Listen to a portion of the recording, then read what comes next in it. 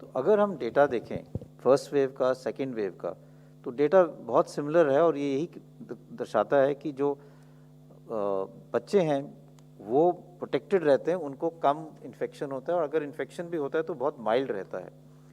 और ये वायरस तो वही है, वायरस तो चेंज नहीं हुआ है, तो इसलिए ऐसा कोई लक्षण, ऐसा कोई इंडिकेशन नहीं है कि जो थर्ड वेव है उसमें बच्चों में ज़्यादा होगा। और ये इसलिए, जिसका एक हाइपोथेसिस वो ये है कि जो वायरस है वो एस रिसेप्टर्स के साथ बॉडी के अंदर एंटर करता है और बच्चों में ये रिसेप्टर्स रिलेटिवली कम हैं एज़ कम्पेयर टू अडल्ट्स। ये एक हाइपोथेसिस है कि बच्चों में क्यों कम देखा जाता है।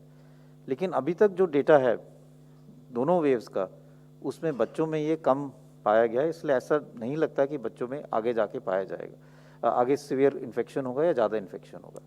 जिन लोगों ने इस थ्योरी को आगे बढ़ाया है वो, उनका ये कहना है क्योंकि बच्चों में अभी तक हुआ नहीं है इन्फेक्शन, वो प्रोटेक्टेड हैं, इसलिए अगले वेव में शायद उनको ज़्यादा इन्फेक्शन हो सकता है प्रोपोर्शनली। लेकिन इसमें कोई अभी तक एविडेंस नहीं है कि बच्चों में सीवियर इन्फेक्शन होगा या उनको ज़्यादा केसेस उसके आगे वाले वेव में पाए जाएंगे।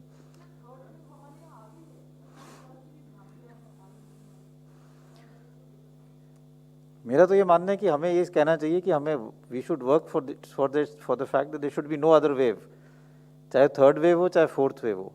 और जो हमने पिछले 2 वेव से सीखा है उसी को हम आगे लेके अगर जाएंगे तो हम और किसी वेव को आने नहीं देंगे, अगर आएंगे तो उसको हम ज़्यादा बड़ा नहीं होने देंगे।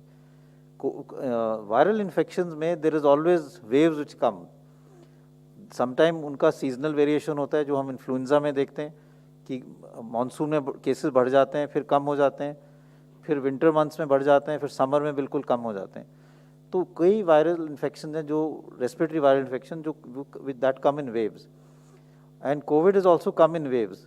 बट इशू इज़ कि हमें हर दफ़ा यही देखना चाहिए कि अगली वेव को हम आगे जो भी हमने पहले वेव से सीखा है उसको हम आगे इम्प्लीमेंट करें जिससे आगे वेव्स ना बढ़े। But they will be waves which will come to some extent. We must work to make sure that they don't happen or they're minimum.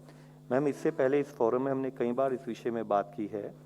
मुख्य इशू ये है कि कंटेनमेंट पर हमारा फोकस कंटिन्यूड बेसिस पर अगर बना रहे, और जब हम कंटेनमेंट की बात करते हैं तो कोविड अप्रोप्रिएट बिहेवियर, यानी कि हम वो सिचुएशन जहां पर कि इन्फेक्शन स्प्रेड हो सकता है उस एक्टिविटी पर हम काम करें। हम जैसे कि use of mask, so physical distancing, hand hygiene, respiratory hygiene, इस पर काम करें तो टू दैट एक्सटेंट हम इन्फेक्शन के स्प्रेड को कम कर सकते हैं। तो ज़रूरी है कि चाहे वो फर्स्ट वेव हो, सेकेंड वेव हो, principles for management would remain same, और उसी पर हमारा कम्युनिटी लेवल पर और गवर्नमेंट लेवल पर कंटिन्यूड फोकस बना रहना चाहिए।